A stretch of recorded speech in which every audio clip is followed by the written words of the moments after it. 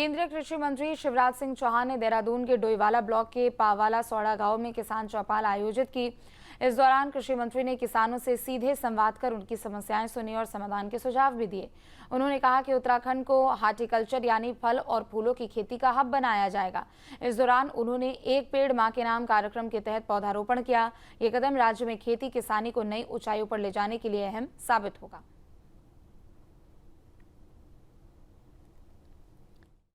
आज विकसित कृषि संकल्प अभियान के लिए यहाँ आया हूँ और मैं प्रसन्न इसलिए हूँ कि प्रदेश सरकार जो काम यहाँ कर रही है उसके परिणाम यहाँ दिखाई दे रहे हैं। उत्तराखंड फलों का हब बनने का सामर्थ्य रखता है। यहाँ के अलग अलग फल, लीची, आड़ू, सेब, लेवेंडर की खेती अभी हमने देखी, बासमती चावल, यहाँ कटहल और बाकी सब्जियां, यहाँ का मड़वा जैसा ऑर्गेनिक उत्पाद, मोटा अनाज सचमुच में अद्भुत है। हरिद्वार में बीजेपी नेता पर अपनी नाबालिग बेटी के यौन शोषण करवाने के मामले में कांग्रेस फ्रंट फुट पर नजर आ रही है। नगर कांग्रेस पदाधिकारियों ने उच्च स्तरीय जांच की मांग की और कहा कि यदि जल्द जांच शुरू नहीं होती है तो पार्टी सड़कों पर उतरकर आंदोलन करेगी। कांग्रेस नेताओं का आरोप है कि बीजेपी नेत्री को बड़े नेताओं का संरक्षण प्राप्त था और इसका भी खुलासा होना चाहिए।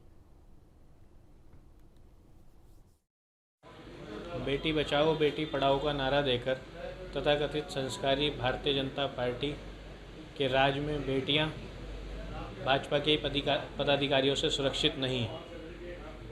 चाहे अभी पिछले दिनों हरिद्वार का मामला हो, जिसने एक पवित्र रिश्ते जो माँ और बेटी का होता है उसको कलंकित करने का काम किया। हमारा कहना है, चाहे अंकिता भंडारी हत्याकांड हो, चाहे द्वारा हाट का मामला हो, चाहे शांतर शाह का मामला हो, सभी मामलों में, महिला अपराध के मामलों में भाजपा नेताओं की संलिप्तता से साफ है। महिला अपराधों में उत्तराखंड इन्हीं भाजपा नेताओं के कारण महिला अपराध में शिखर पर पहुंच रहा है। गढ़वाल सांसद अनिल बलूनी और कैबिनेट मंत्री धन सिंह रावत ने पौड़ी में 2 दिवसीय दौरे के दौरान कई महत्वपूर्ण कार्यक्रमों में हिस्सा लिया। उन्होंने महर्षि वाल्मीकि जी की मूर्ति का अनावरण किया और कंडोलिया मंदिर में पूजा अर्चना की। साथ ही कंडोलिया मैदान में राष्ट्रीय स्तर की फुटबॉल प्रतियोगिता के सेमीफाइनल मैच का शुभारंभ भी किया। सांसद बलूनी ने कहा कि उनके संसदीय क्षेत्र के प्रमुख मंदिरों को नई पहचान देने के लिए लगातार प्रयास किए जा रहे हैं, जिसमें राहु मंदिर का भी विकास शामिल है। मंत्री धन सिंह रावत ने सांसद के प्रयासों की सराहना की और कहा कि ये कार्य क्षेत्र के विकास को नई दिशा देंगे। विश्व के मानचित्र पे आए।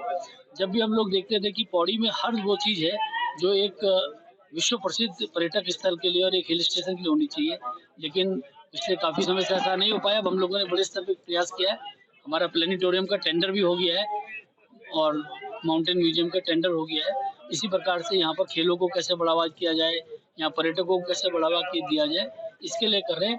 आप मान के चलिए कि आने वाले समय में पौड़ी को एक विश्व के पर्यटन मानचित्र में और प्रमुखता के साथ लाएंगे। यहाँ विकास की और संभावनाओं को आगे बढ़ाया जाए।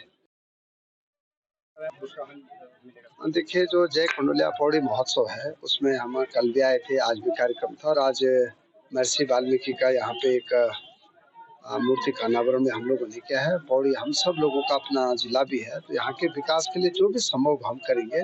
और अभी हम यहाँ पे एनसीसी एकेडमी भी ला रहे हैं, लगभग 55 करोड़ रुपए की लागत से हम उसको बना रहे हैं। साथ ही हम यहाँ के हॉस्पिटल में क्रिटिकल केयर ब्लॉक में दे रहा हूँ, लगभग 25 करोड़ रुपए की लागत से दे रहा हूँ। आज कल मैंने पूरा जो जिला हॉस्पिटल है उसके भूमि के चयन के लिए भी कमेटी बनाई है, बहुत जल्दी उसका काम भी शुरू कर। उत्तराखंड के राज्यपाल लेफ्टिनेंट जनरल गुरमीत सिंह आज अल्मोड़ा के दौरे पर पहुंचे, जहां उन्होंने जिलाधिकारियों के साथ बैठक कर विकास योजनाओं की समीक्षा की और शिक्षा, स्वास्थ्य, रोजगार और पर्यटन से जुड़ी योजनाओं पर प्रेजेंटेशन देखा। इस दौरान उन्होंने महिला समूह के द्वारा संचालित दीदी की रसोई को हरी झंडी दिखाकर रवाना किया। देर शाम राज्यपाल ने चितई मंदिर और जागेश्वर धाम में पूजा अर्चना भी की। शुभ कार्य से शुरू करना चाहिए। आज का जो शुभ कार्य हुआ है बहुत सुंदर है। हमने देखा कि जो दीदी की रसोई है वो जो हमारे 240 हमारी महिला हैं उन्होंने ये इतना सुंदर इनिशिएटिव शुरू किया है। ये सेल्फ हेल्प ग्रुप का जो इनिशिएटिव है, ये जो पहल है, ये जो हमारा NRLM से जो बना हुआ एक इनिशिएटिव है, मैं पूरे डिस्ट्रिक्ट एडमिनिस्ट्रेशन को, हर एक महिला को बहुत बहुत शुभकामनाएं देना चाहता हूँ। काशीपुर में बीजेपी ने केंद्र में नरेंद्र मोदी सरकार के 11 सालों के सफलतम कार्यकाल के उपलक्ष्य में जिला स्तरीय कार्यशाला आयोजित की। इस दौरान पार्टी के प्रदेश महामंत्री राजेंद्र बिष्ट ने आगामी 2 महीने के लिए अभियान की रूपरेखा तैयार की, जिसमें 9 जून से 21 जून तक देशव्यापी अभियान चलाकर सरकार की उपलब्धियां घर घर तक पहुंचाने का लक्ष्य रखा गया। साथ ही मोहल्ला और पंचायत चौपाल के जरिए जनता से संवाद करने की रणनीति भी बनाई गई।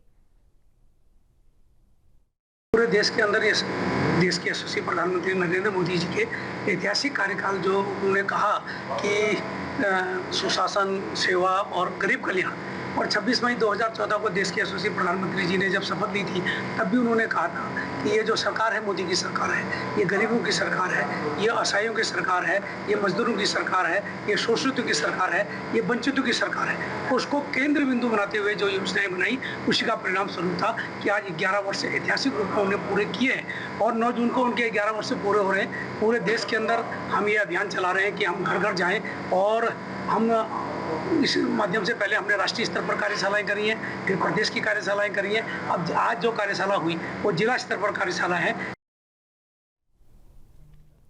केदारनाथ में चोरी के 3 नेपाली युवक गिरफ्तार हुए हैं। 18 मोबाइल फोन और 25,000 रुपए उनके पास से बरामद किए गए।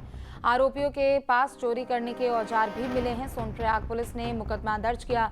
चोरी का सामान बेचने की फिराक में थे आरोपी। तो केदारनाथ में चोरी करने वाले 3 नेपाली को गिरफ्तार किया गया। आरोपियों के कब्जे से 18 मोबाइल फोन और 25,000 रुपए बरामद किए गए। दिनांक 5-6 जून की रात्रि को कोतवाली सोनप्रयाग को मुखबिर के द्वारा सूचना प्राप्त हुई कि केदारनाथ मार्ग पर घोड़ा पड़ाव से लगभग 50 मीटर पहले कुछ संदिग्ध व्यक्ति, नेपाली व्यक्ति बैठे हुए हैं। जिस सूचना पर गौरीकुंड चौकी इंचार्ज सूरज भंडारी के नेतृत्व में पुलिस टीम द्वारा स्थान पर दबिश दी गई, जिसमें 3 नेपाली व्यक्ति के मूल के व्यक्ति को गिरफ्तार किया गया, जिनके पास टेंट काटने में प्रयुक्त होने वाले औजार जैसे प्लास, सर्जिकल ब्लेड और लोहे की रॉड बरामद हुई तथा उसके अतिरिक्त 18 मोबाइल और 25,000 रुपए बरामद हुए। जहाँ भक्ति है हर शब्द में, कथाओं में छुपे हैं दिव्य रहस्य और ज्योतिष देता है जीवन को दिशा। धर्म से जुड़ी हर बातों को जानने के लिए हमारे चैनल स्तुति को सब्सक्राइब करें। चैनल पर जाने के लिए इस लिंक पर क्लिक करें।